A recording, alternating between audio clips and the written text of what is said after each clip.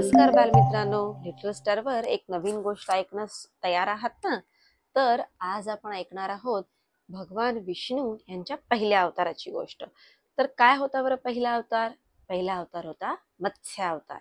म्हणजेच एक मासा बनून विष्णूंनी पृथ्वीवर अवतार घेतला होता.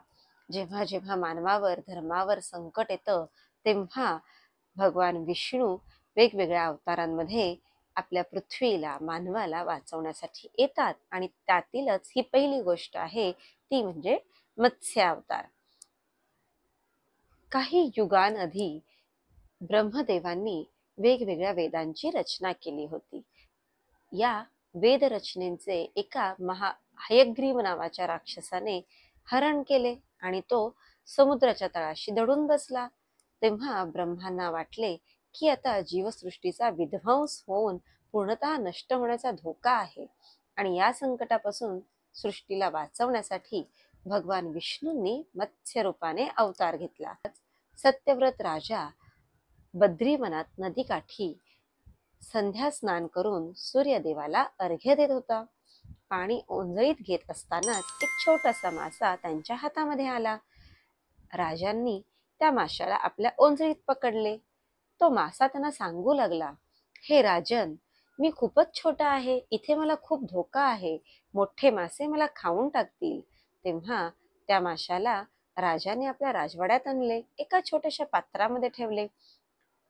तो मासा हळूहळू तिथे मोठा होऊ लागला. मग त्याला त्यांनी हौदात सोडले.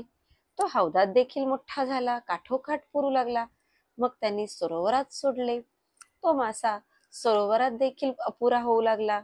अखेर त्यांना तो मासा समुद्रात सोडावा लागला. पण तिथेही तो मैलोन मैल वाढू लागला, दिव्य तेजाने चमकू लागला. सत्यवत राजाचे डोळे विस्फारले. तो विचारू लागला, प्रभो, तुम्ही कोण? सामान्य माशाच्या मर्यादा तर तुम्ही कधीच ओलांडल्या, आपण कोण आहात? समुद्रातल्या त्या दिव्य महामाशाने विशाल स्वरूप धारण केले. शंख, चक्र, गदा, पद्म सुशोभित असे भगवान विष्णू राजा हात जोडून उभे होते. भगवान विष्णू म्हणू लागले, राजन, मी नारायण, अवघ्या सृष्टीवर तुझी दया निष्ठा पाहून मी तुला त्राणदाता बनवतो.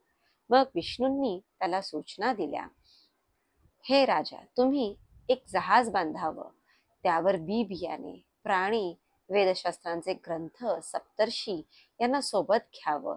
जेव्हा ढगांच्या गर्जना चालू होतील तेव्हा मी मत्स्य रूपात येईन आणि तुम्ही वासुकी नागाने हे जहाज माझ्या शृंगांशी बांधावं. यानंतर अनेक वर्ष वादळी वारे, गर्जना, अंगार, ओसंडणारा पाऊस सुरू झाला. पृथ्वीवरून नद्या, नगर, अरण्य एकमेकात मिसळून अथांग सागरात रूपांतरलं. त्या क्षणी अमोघ दीपासारखा तीव्र तेजस्वी एक महामत्स्य तिथे प्रकट झाला. सप्तर्षींनी वेदमंत्रातून त्याची स्तुती केली. राजाने जहाज वासुकीने बांधलं. भगवान मत्स्याने जहाजाला हिमालयाच्याही पल्ल्याड मेरू शिखरावर सुरक्षित नेऊन स्थिर केलं. प्रलय अनेक वर्ष धुमसत राहिला, पण जहाजातील जीवनबीज टिकून राहिलं. पाण्याची पातळी हळूहळू ओसरत गेली. सत्यव्रत राजाला आशीर्वाद देत विष्णूंनी सांगितलं की तू नवसृष्टीचं बीज आहेस. आता पृथ्वीवर सप्तर्षींच्या सहाय्याने शेती, भाषा, संस्कृती फुलव. यामधल्या काळामध्येच भगवान विष्णूंनी मत्स्य रूपाने समुद्राच्या तळाशी असणाऱ्या हयग्रीवाशी युद्ध करून त्याच्याकडे असणारे वेद पुन्हा ब्रह्मांकडे सुपूर्द केले होते. अशा रीतीने ही आजची आपली भगवान विष्णूंची मत्स्य अवताराची गोष्ट. आजची ही गोष्ट तुम्हाला आवडली असेल तर लेटेस्टला लाईक, शेअर आणि सबस्क्राईब करा.